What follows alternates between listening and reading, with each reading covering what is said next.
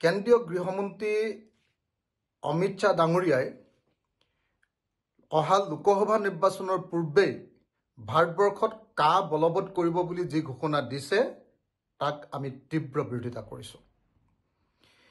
কা এখন সংবিধান বিৰোধী, কা এখন গণতন্ত্ৰ বিৰোধী, কা এখন অসম বিৰোধী সাম্প্ৰদায়িক সম্পূৰ্ণৰূপে ধৰ্মভিত্তিক এখন আইন।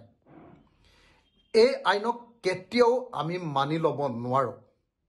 যদি কা বলবৎ হয়, সঁচাকৈ অসমত থকা 15ৰ পৰা 20 লাখ হিন্দু বাংলাদেশী অবৈধ নাগৰিক যি এতিয়াও বসবাস কৰি আছে, সেই নাগৰিকবিলাকে লগে লগে অসমত ভাৰতবৰ্ষৰ নাগৰিকত্ব লাভ কৰিব। এফালেদি 15ৰ পৰা 20 লাখ লোকে লগে লগে নাগৰিকত্ব লাভ কৰিব, আৰু বাংলাদেশত থকা 1,70,00,000 হিন্দু বাংলাদেশী বিদেশী নাগৰিকে ভাৰত তথা উত্তৰ পূৰ্বাঞ্চল তথা অসমলৈ অহাৰ পথ সুগম হৈ পৰিব।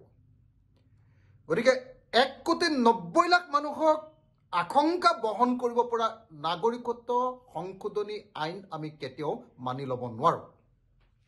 1910 চনৰ পৰা অসমৰ মানুহে প্ৰব্ৰজনৰ বিৰুদ্ধে প্ৰতিবাদ কৰিছে। যুগে যুগে প্ৰব্ৰজনৰ বিৰুদ্ধে আন্দোলনেই হ'ল অসমীয়া জাতিৰ জাতীয় আন্দোলনৰ মূল বিষয়।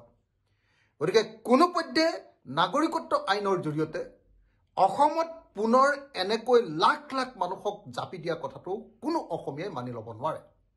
আমি ইয়াৰ তীব্ৰ বিৰোধিতা কৰিছোঁ আৰু ইয়াক বলবৎ কৰিবৰ কাৰণে ৰাইজৰ দলৰ তৰফৰ পৰা দাবী উত্থাপন কৰিছোঁ। যদিহে বলবৎ কৰাৰ অপচেষ্টা কৰে, তেতিয়াহ'লে তাৰ বিৰুদ্ধে ব্যাপক ৰূপত গণতান্ত্ৰিক আন্দোলন গঢ়ি তুলিব লাগিব। আমি ৰাইজৰ দলৰ প্ৰত্যেকজন কৰ্মীকে সাম্প্ৰদায়িক বিজেপিয়ে জাপি দিব খোজা এই অবৈধ আইনখনৰ বিৰুদ্ধে প্ৰতিবাদ সাব্যস্ত কৰিবলৈ সাজু হ'বৰ কাৰণে আহ্বান জনাইছোঁ। লগতে সমগ্ৰ অসমবাসী ৰাইজক আহ্বান জনাইছোঁ, আহক অসম বিৰোধী, সংবিধান বিৰোধী, গণতন্ত্ৰ বিৰোধী আৰু অসমীয়া জাতিৰ অস্তিত্বক ধ্বংস কৰি পেলাব পৰা, অসমীয়া ভাষা আৰু সংস্কৃতিৰ প্ৰতি প্ৰত্যাহ্বান আনিব পৰা এই নাগৰিকত্ব সংশোধনী আইনখনৰ বিৰোধিতা কৰোঁ। আহক ইয়াক বলবৎ কৰাৰ বিৰুদ্ধে আমি সকলোৱে গৰজি উঠি আহক। মই সমগ্ৰ অসমবাসী ৰাইজ আৰু জাতীয় দল, সংগঠন আৰু ৰাজনৈতিক দলক ঐক্যবদ্ধভাৱে প্ৰতিবাদ আৰম্ভ কৰিবৰ কাৰণে আহ্বান কৰিছোঁ।